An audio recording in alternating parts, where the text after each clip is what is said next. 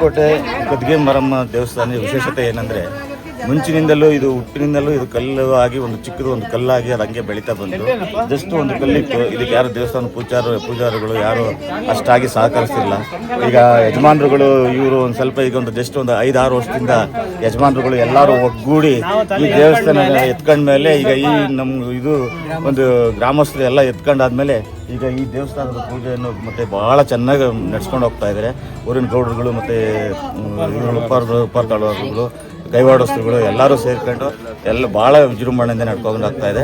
ಅದೇ ಥರನ ಪ್ರತಿ ವರ್ಷವೂ ಅವಾಗ ಹಿಂದಿನ ಕಾಲದಿಂದಲೂ ಕೂಡ ಸೇಮ್ ಆಷಾಢದಲ್ಲಿ ಏನು ಮಾರಮ್ಮ ದುರ್ಗಮ್ಮ ಮಾಡ್ತಾರೆ, ಆ ಮಾರಮ್ಮ ದುರ್ಗಮ್ಮ ಇದೇ ಕಲ್ಕೋಟೆ ಗ್ರಾಮದ ಎಲ್ಲ ಜನಾಂಗನೂ ಸೇರಿ ಇಲ್ಲಿ ಮೂರ್ತಿ ಉತ್ಸವ ನಡೆಯುತ್ತೆ. ಕೋಟೆ ಗ್ರಾಮದಲ್ಲಿ ಎಲ್ಲ ಗ್ರಾಮಸ್ಥರು ಕೂಡ ಮಾರಮ್ಮ ದೇವಿಯ ಒಂದು ಆರತಿ ಮಹೋತ್ಸವವನ್ನು ಹಮ್ಮಿಕೊಂಡಿದ್ವಿ.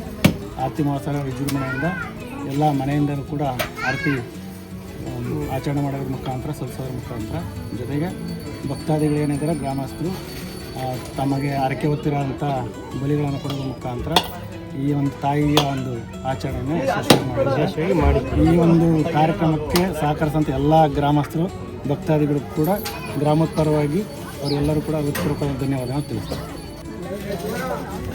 ಊರು ಹುಟ್ಟಿದಾಗಿಂದಲೂ ಈ ಅಮ್ಮ ಉತ್ಪತ್ತಿ ಆಗೈತಿ.